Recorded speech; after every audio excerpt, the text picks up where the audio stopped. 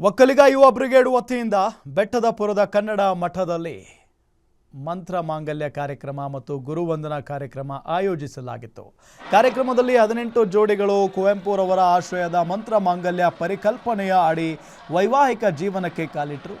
ಕಾರ್ಯಕ್ರಮದಲ್ಲಿ ಕನ್ನಡ ಮಠದ ಚನ್ನಬಸವ ದೇಶಿಕೇಂದ್ರ ಸ್ವಾಮೀಜಿಗಳು, ಕರ್ನಾಟಕ ಉಚ್ಚ ನ್ಯಾಯಾಲಯದ ನಿವೃತ್ತ ನ್ಯಾಯಮೂರ್ತಿ ಚಂದ್ರಶೇಖರಯ್ಯ ಹಾಗೂ ಹಲವು ಗಣ್ಯರು ಉಪಸ್ಥಿತರಿದ್ದರು.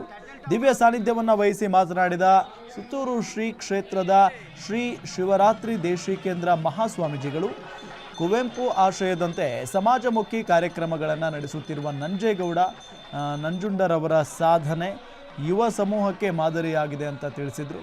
ಇದೇ ವೇಳೆ ಮಾತನಾಡಿದ ಕೆಂಗೇರಿಯ ವಿಶ್ವ ಒಕ್ಕಲಿಗರ ಮಹಾಸಂಸ್ಥಾನ ಮಠದ ಶ್ರೀ ಡಾಕ್ಟರ್ ನಿಶ್ಚಲಾನಂದನಾಥ ಮಹಾಸ್ವಾಮೀಜಿಗಳು, ಬಸವೇಶ್ವರರು ಮತ್ತು ಕುವೆಂಪುರವರು 20ನೇ ಶತಮಾನದಲ್ಲಿ ವಿಶ್ವ ಮಾನವ ಸಂದೇಶದ ಮೂಲಕ ರೈತ ಸಮುದಾಯಕ್ಕೆ ಅನುಕೂಲವಾಗುವಂತೆ ಸರಳವಾಗಿ ವಿವಾಹ ಮಾಡಿಕೊಡಬೇಕು ಅಂತ ತಿಳಿಸಿದ್ದಾರೆ ಅಂತ ಹೇಳಿದರು.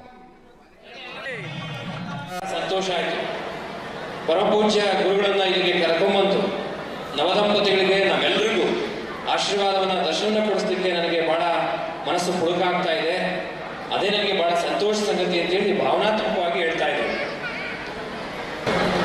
ಬಡಬಗ್ಗರಿಗೆ ಸಹಾಯ ಮಾಡುವಂತಹದ್ದು, ಹೀಗೆ ಅವರಿಂದ ಏನು ಸಾಧ್ಯವಾದ ಎಲ್ಲ ಕೆಲಸಗಳನ್ನು ಕೂಡ ನಿರಂತರವಾಗಿ ನಡೆಸಿಕೊಂಡು ಹೋಗ್ತಾರೆ. ಅವರು ಬೆಂಗಳೂರಿನಲ್ಲಿ ವಾಸ ಇರತಕ್ಕಂತಹದ್ದು, ಅವರ ಕಾರ್ಯಕ್ಷೇತ್ರ ಅಲ್ಲಿ ಅವರು ಕೂಡ ತಾವು ಯಾವ ಒಂದು ನೆಲದಿಂದ ಹುಟ್ಟಿದ್ರು ಆ ಪೆರಿಯಪುರ ತಾಲೂಕವನ್ನು ಬರೀದ ಹಾಗೆ ಅಲ್ಲಿ ಇಂತಹ ಸಾಂಘಿಕ ಕಾರ್ಯಕ್ರಮವನ್ನು ಏರ್ಪಡಿಸಿರ್ತಕ್ಕಂಥದ್ದು ವಿಶೇಷವಾದಂತಹದ್ದು. ಜನನಿ ಜನ್ಮಭೂಮಿಶ್ಚ ಸ್ವರ್ಗಾದಪಿ ಗರಿಯಸಿ ಅಂತನ್ನುವ ಮಾತಿದೆ.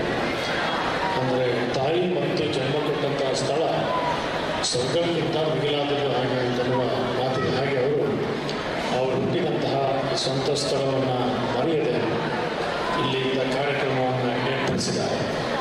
ಇದೊಂದು ಪುಣ್ಯಕ್ಷೇತ್ರ. ಚಿಕ್ಕವೇದ ದೇಶಿಕೇಂದ್ರ ಮಹಾಸ್ವಾಮಿಗಳವರು ಅನುಷ್ಠಾನ ಮಾಡಿ ತಪಸ್ಸನ್ನು ಮಾಡಿ ನಾಡಿಗೆ ಆಶೀರ್ವದಿಸಿದಂತಹ